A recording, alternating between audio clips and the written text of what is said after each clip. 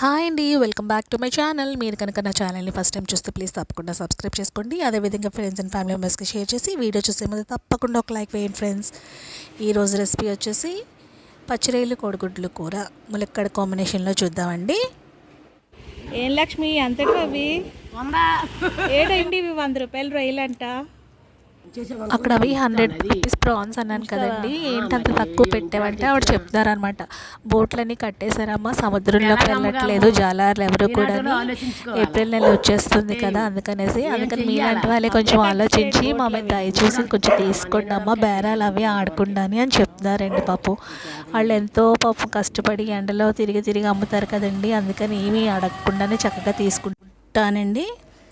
ఇప్పుడు కూర వండుకోవడం కోసంగా ముందుగా నేను 2 పెద్ద సైజు ఉల్లిపాయలు కట్ చేసుకున్నాను. అదేవిధంగా ఒక టొమాటో, పచ్చిమిరకాయ, ములక్కాడ, కొత్తిమీర కూడా కట్ చేసుకున్నానండి. 3 ఎగ్స్ని బాయిల్ చేసుకున్నాను. అదేవిధంగా తీసుకున్న పచ్చిరొయ్యల్ని ఆయించి పెట్టుకున్నాను.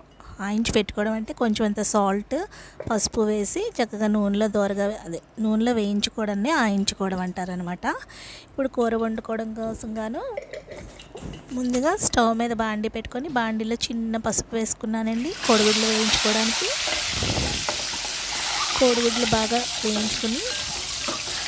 వేయించుకోవడం అంటే ఎందుకంటే కొంచెం నీచు వాసన పోయి తర్వాత పై లేయర్ అంతా కూడా కొంచెం క్రిస్పీగా తయారవుతుంది కదండి, అందుకోసమని తప్పకుండా కోడిగుడ్లు వేయించుకోవాలి. కోడిగుడ్లు వేగిన తర్వాత తీసి పక్కన పెట్టుకొని తరిగి పెట్టుకున్న ఉల్లిపాయలు, పచ్చిమిరపకాయలు 2 కలిపి వేసుకొని బాగా దోరగా వేయించుకోవాలి.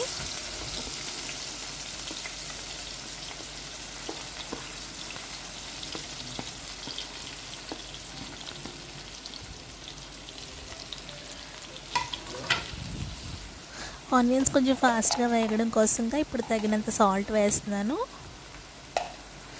ఇందాక నేను రొయ్యలు ఆయించినప్పుడు కొంచెమంత సాల్ట్ వేసి ఆయించానండి, అందుకని ఇప్పుడు నేను చూసి వేసుకున్నాను సాల్ట్ని. అదేవిధంగా అల్లం వెల్లుల్లి పేస్ట్ కూడా వేస్తున్నాను. అది పచ్చివాసన పోయేంత వరకు బాగా వేయించుకోవాలి. ఇప్పుడు టొమాటోలు, ములక్కాడ ముక్కలు కూడా వేసి బాగా మగ్గించుకుందాము.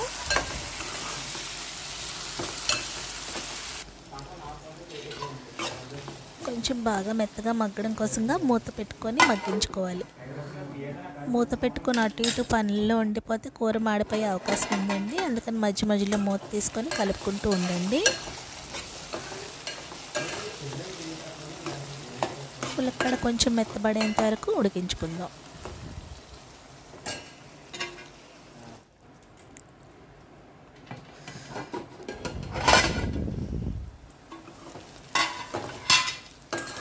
ములక్కాడ మెత్తబడిందండి. ఇప్పుడు పచ్చిరొయ్యలు కూడా వేస్తున్నాను.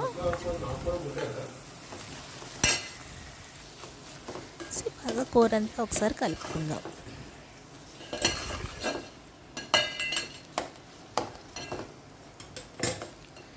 ఇప్పుడు కూరకు తగినంత కారం వేసుకొని, నేను నా టేస్ట్కి తగినట్టు వేసుకుంటున్నాను, మీరు మీ టేస్ట్కి తగినట్లుగా వేసుకోండి, మీ స్పైస్కి తగినట్లుగా.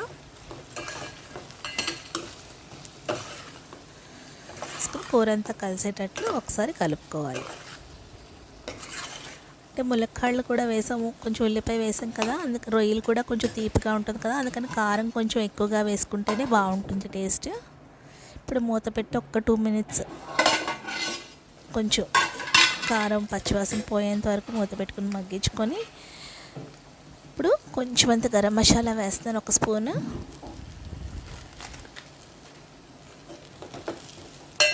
మొత్తం అంతా కలుపుకొని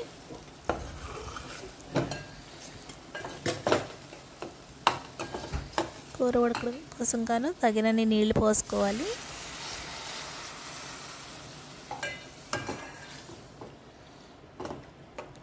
ఇప్పుడు వేయించి పెట్టుకున్న కోడిగుడ్లు కూడా వేసేసుకుంటున్నానండి.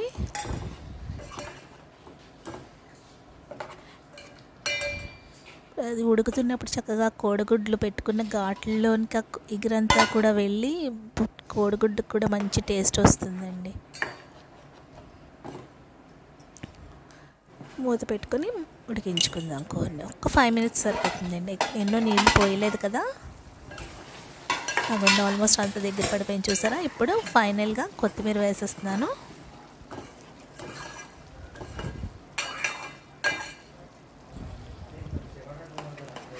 కొత్తిమీర వేసుకొని ఒక 2 నిమిషాలు చూసారా. ములక్కాడ ముక్క కూడా ఎంత మెత్తగా ఉడికిందో అని. తరిగి పెట్టుకున్న కొత్తిమీర కూడా వేసుకొని ఒక 2 మినిట్స్ ఆయిల్ పైకి తేలేంత వరకు ఉంచుకుందామండి.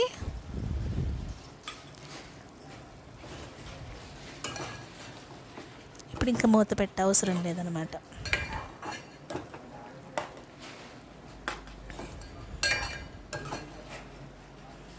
చూసారా ఆయిల్ అంతా కూడా పైకి ఎలా రిలీజ్ అయిందో.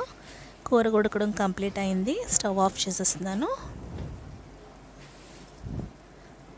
అంతేనండి, ఎంతో టేస్ట్గా ఉండే పచ్చిరొయ్యలు కోడిగుడ్లు ములక్కాడ కాంబినేషన్లో కర్రీ రెడీ అండి. ఈ విధంగా మీరు కూడా ట్రై చేసి మీ అందరికి ఎట్లా కుదిరింది అన్నది మీ కామెంట్ సెక్షన్లో తెలియచేయండి ఫ్రెండ్స్.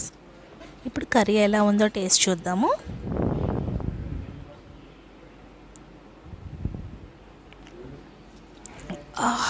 కరెక్ట్గా అన్నీ కరెక్ట్గా సరిపోయినాయి ఫ్రెండ్స్. ఈ వీడియో మీకు నచ్చిందని అనుకుంటున్నానండి. వీడియో నచ్చితే తప్పకుండా ఒక లైక్ వేసే వెళ్ళండి friends. Me friends and family మెంబర్స్కి వీడియో షేర్ చేయండి. బాయ్ అండి. మరొక వీడియోలో మళ్ళీ కలుద్దాం. బాయ్.